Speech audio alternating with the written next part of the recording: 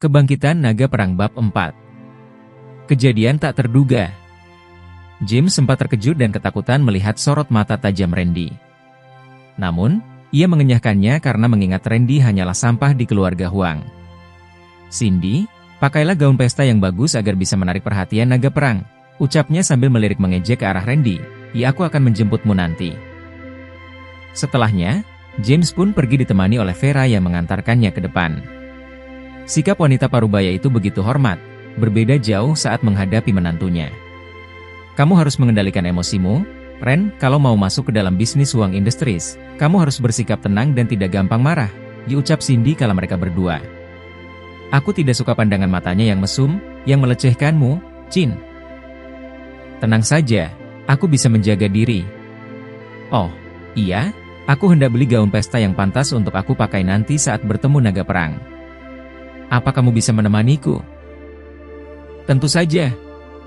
Aku dengan senang hati akan menemanimu untuk memilih gaun pesta yang cocok untukmu," kata Randy dengan lembut. Senyum tipis terlintas di wajahnya. Meski demikian, ia menahan rasa frustasi. Sulitnya menjadi menantu keluarga Huang. Beruntung, dia memiliki asisten elemental naga yang membantuku mengurusi seluruh urusannya selama menyamar menjadi menantu miskin di sana. Tak lama, keduanya pun menuju mobil mewah Cindy. MBC Lacles keluaran terbaru yang hanya 10 buah saja di dunia ini. Dan satu-satunya yang dipasarkan di negeri. Katulistiwa. Sebagai CEO perusahaan ternama, penampilan sangat penting, sehingga memiliki MBC Lacles keluaran terbaru ini sangat menaikkan prestigi Cindy sebagai CEO kelas dunia. Dan, dia berhasil mendapatkannya berkat koneksi dari James yang kenal dengan pedagang mobil mewah. "Biar aku yang menyetir," diucap Randy saat mereka sudah berada di depan mobil. "Kamu yakin bisa menyetir MBC Lacles ini? Semuanya serba otomatis loh," diucap Cindy. "Apa kita gunakan auto saja biar ayang mengendalikan mobil ini, sehingga kita bisa bersantai sejenak?" Setahu Cindy, suaminya itu hanya menggunakan skuter butut yang biasa digunakannya untuk belanja ke pasar sesuai pesanan sang ibu atau dirinya. Cindy bahkan tidak pernah melihat Randy mengemudikan mobil sepanjang 3 tahun pernikahan mereka. Wajar saja kalau dia meragukan kemampuan Randy untuk menyetir mobil, apalagi menyetir mobil mewah yang berbeda dengan mobil biasa. "Jangan khawatir. Aku masih ingat untuk menyetir mobil-mobil mewah ini," kata Randy yang membuat Cindy bingung. "Hah? Kapan dia pernah menyetir mobil mewah? Biasanya hanya pakai skuter saja untuk pergi kemana-mana," gumam Cindy. Namun, kekhawatiran Cindy Huang kalau Randy akan merusak mobil mewah miliknya, tidak terbukti. Randy dengan lancar mengemudikan mobil mewah ini, sehingga Cindy bisa duduk dengan tenang tanpa adanya getaran keras yang mengganggunya. Bahkan, Cindy tidak menyadari kalau Randy selalu berhasil menghindar dari tangkapan kamera jalan agar wajahnya agar tidak dikenali sistem. Ya, Randy berubah pikiran saat Cindy tidak tertarik sama sekali dengan naga perang yang hebat, sehingga strateginya pun ikut berubah. Sementara itu, Cindy merasa takjub dengan kemampuan mengemudi Randy yang hebat ini. Saat mereka berhenti di lampu merah persimpangan jalan, ia pun bertanya, "Bagaimana kamu bisa menyetir sehebat ini?" "Itu," ucapan Randy menggantung. Dengan kemampuannya sebagai naga perang, tubuhnya seketika bergetar hebat merasakan bahaya. "Brak!" Randy langsung membanting setir mobil dengan kerasnya, sehingga mobil mewah ini berpindah ke jalur sebelahnya. "Awas!" teriak Cindy Huang. Di waktu yang bersamaan, sebuah mewah berwarna merah yang berlogo kuda hitam dengan suara knalpot yang menderum bagaikan raungan binatang buas ini menabrak ruang kosong di tempat MBC Lacles ini berada. Hanya dalam sepersekian detik, Randy berhasil memindahkan mobil MBC Lacles, sehingga lolos dari tabrakan keras mobil mewah merah ini. Dengan kekuatan mobil mewah berlogo kuda hitam ini, bisa menghancurkan MBC Lacles beserta orang di dalamnya dalam sekejap saja. Sementara itu, wajah cantik Cindy langsung pucat disertai keringat dingin membasahi tubuhnya. Ia tak bisa membayangkan apa yang bisa terjadi padanya tadi. Randy lantas melihat ke arah mobil merah hewa ini untuk memastikan siapa yang hendak menabrak mereka sampai mati. Ada 2 anak muda yang tampak terkejut dengan kehebatan Randy menghindar dari tabrakan mobil mereka, tapi hanya sebentar saja berganti tawa yang menjijikan. "Ceka, hebat juga supirmu ini, CEO Cindy Huang. CEO paling cantik di negeri Katulistiwa ini. Kamu bersedia menemani kami sejenak? Ya, keduanya berotak mesum dan berwajah menyebalkan. Ciri khas anak keluarga kaya yang tidak memiliki kemampuan apapun. Menyadari siapa yang nyaris menabraknya dan sang suami, wajah Cindy semakin pucat. Haskell Wu dan Tristan Liu. Haskell Wu adalah CEO muda dari Wu Corporation yang bergerak di bidang tambang gas dan minyak bumi, serta perkebunan kelapa sawit. Wu Corporation termasuk perusahaan dengan grade B yang bermarkas khusus di Underground City, berbeda dengan perusahaan lainnya yang bermarkas di kota Kartanesia yang merupakan kota perdagangan dan industri. Sedangkan Tristan Liu, pria yang berwajah lebih menyebalkan daripada Haskell Wu itu, hanyalah anak manja dari CEO Liu Industries yang bergerak di bidang industri makanan dan konstruksi. Sama halnya dengan Wu Corporation, maka Liu Industries juga termasuk perusahaan bergrade B. Kedua tuan muda ini sangat terkenal jahat di lingkungan pergaulan jet set ini. Selain itu, keduanya pernah ditolak cintanya oleh Cindy sehingga menyimpan dendam di hati. Mereka. Hahaha. Saat melihat ke kursi pengemudi, tawa mereka langsung meledak. Kamu mempercayai suami sampahmu menyetir mobil mewahmu? Bukannya dia biasanya tugas membersihkan rumah? Hahaha. Ejekan dari Tristan Liu sangat menyinggung hati Randy. Wajahnya berubah dingin bahkan sedingin es menatap kedua anak orang kaya yang menyebalkan ini. Kita pergi saja. Ren tidak perlu mempedulikan mereka, kata Cindy Huang yang mencoba menghindari konflik dengan keluarga terpandang di negeri Katulistiwa. Randy Wang menghela napas. Ia pun menganggukkan kepala kemudian tancap gas mobil mewah ini saat lampu lalu lintas berubah hijau. Sayangnya, tindakan itu membuat Haskell Wu merasa terhina. Baginya, Randy telah melecehkan kemampuannya sebagai anggota supercar negeri Katulistiwa. Bab 5. Kejamnya Haskell dan Tristan. Mobil mewah merah melaju kencang dalam misi mengejar Benz yang disetir oleh Randy Wang, seseorang yang dianggap sampah tapi ternyata memiliki talenta luar biasa. Angin kencang menyentuh wajah Haskell Wu yang bengis, penuh hawa membunuh. Kurang ajar. Akan kupatahkan kaki dan tangan sampah brengsek itu. Beraninya menghina kemampuanku sebagai pembalap supercar, gerutunya. Suaranya bergetar dengan amarah yang mendidih. Terlalu bagus kalau hanya dipatahkan kaki dan tangannya. Siksa saja dahulu, kemudian buang ke laut setelah mematahkan seluruh kaki dan tangannya, baru puas, jahasut Tristan Liu, duduk kaku dengan wajah pucat di samping Haskell. Ruang sempit dalam mobil merah ini membuatnya kesulitan bernapas, setiap gerakan terasa seperti beban yang menekan. Akhirnya, sesuatu yang ditahan lama terlepas juga. Duet. Tanpa sadar, Tristan mengeluarkan gas busuk yang langsung mengacaukan konsentrasi Haskell. Kamu ini apa-apaan sih? Memalukan keluarga Liu saja, ditegurnya dengan nada marah, hidungnya berkerut menahan bau yang menyengat. Haskell dan Tristan memang berbeda bagai langit dan bumi.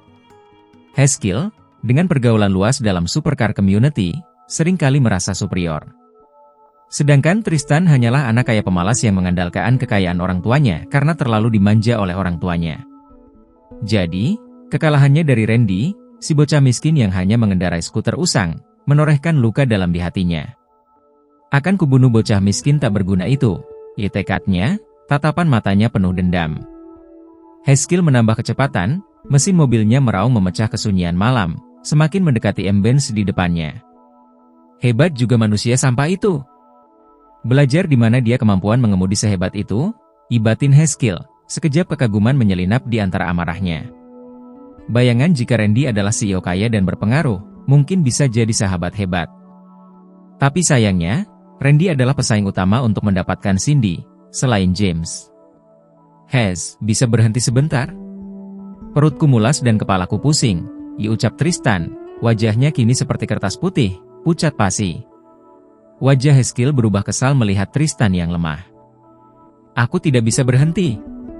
Kamu tidak lihat kalau si brengsek itu telah mempermalukanku. Aku ini pembalap supercar, tapi dikalahkan oleh manusia sampah yang hanya mengendarai skuter busuk setiap hari. Apa kamu paham, Tristan?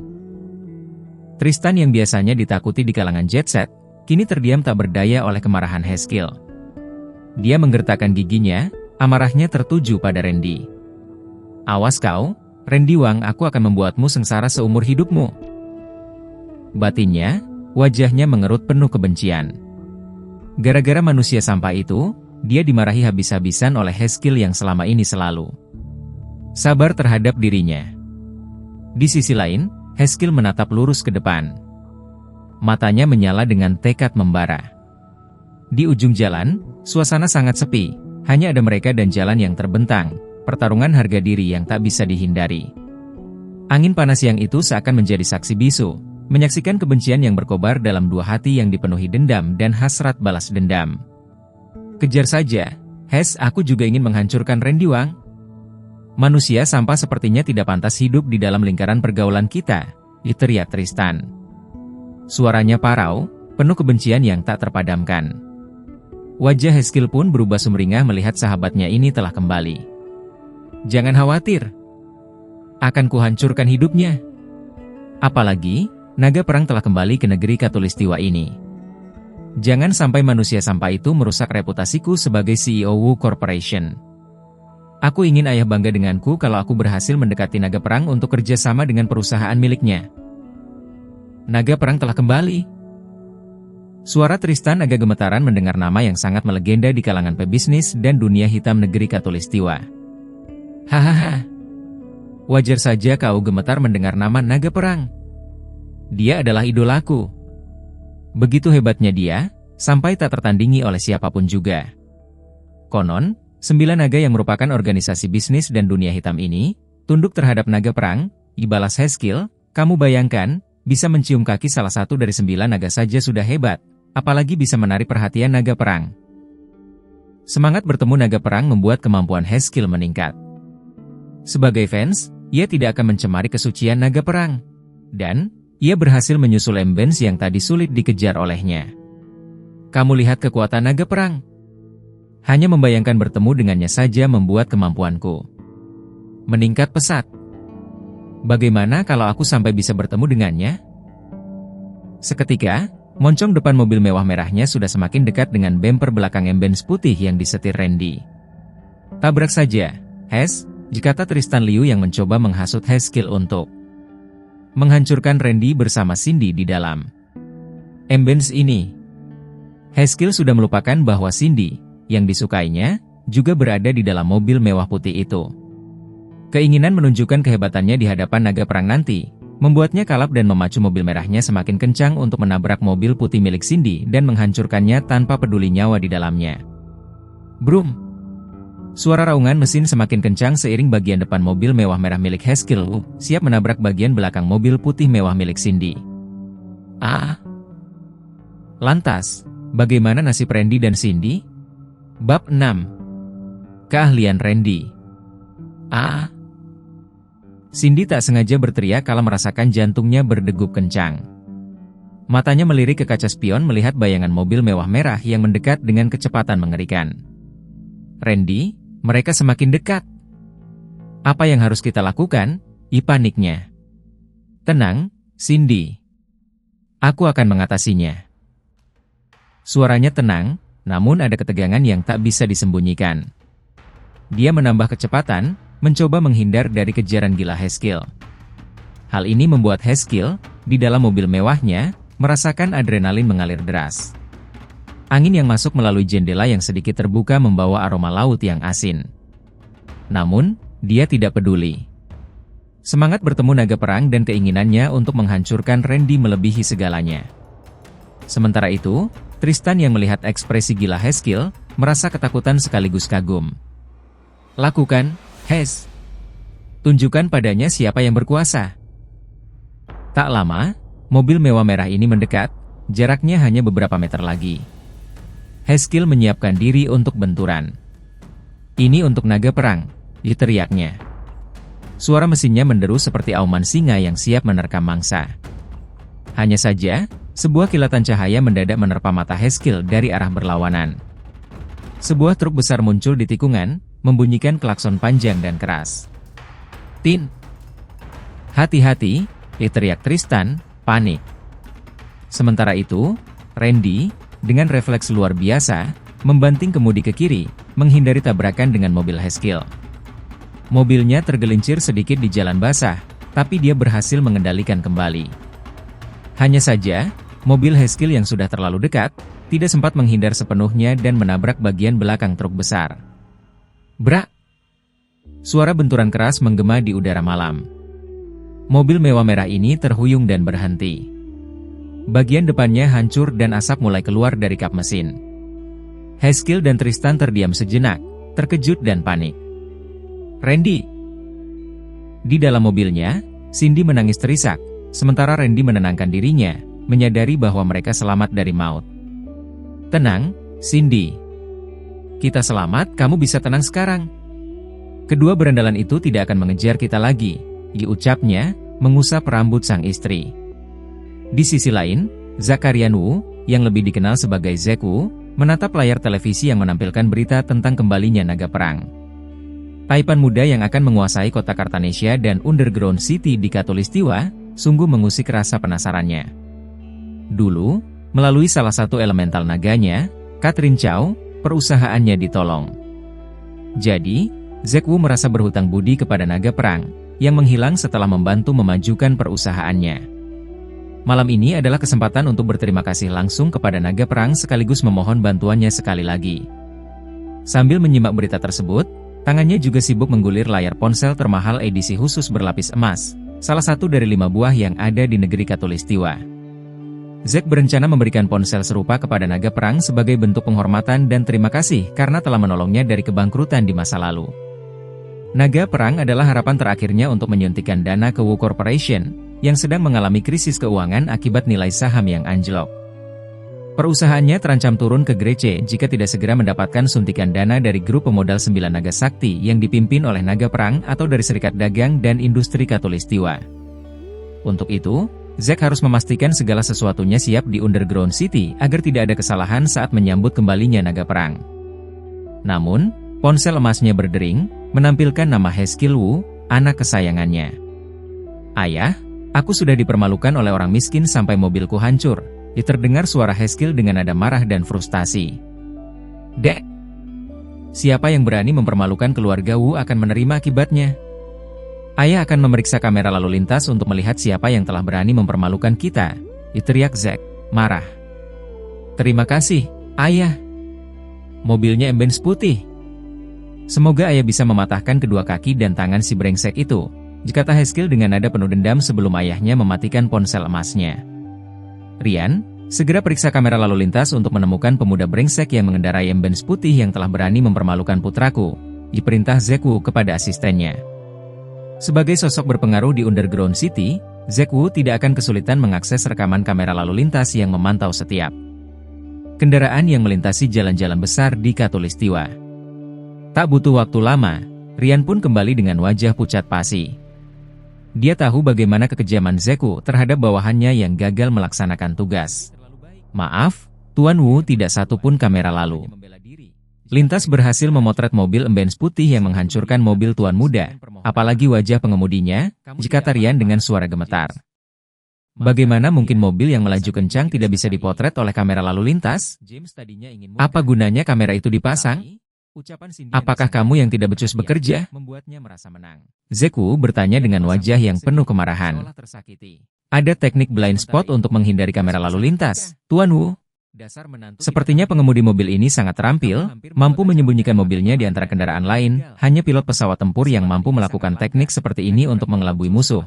Jelas Rian, berusaha mempertahankan dirinya dari amarah Zack Wu. Mata pria tua itu membelalak. Pilot pesawat tempur, katamu? Apa kamu yakin kalau teknik blind spot ini hanya bisa dilakukan oleh pilot pesawat tempur? Siapa sebenarnya pemuda brengsek itu? Ditanya Zack Wu sambil melihat ke layar televisi besarnya yang kini sedang menampilkan naga perang dari belakang. Seketika ruangan itu hening. Meski sudah menikah 3 tahun, Cindy memang masih menggunakan nama keluarga Huang.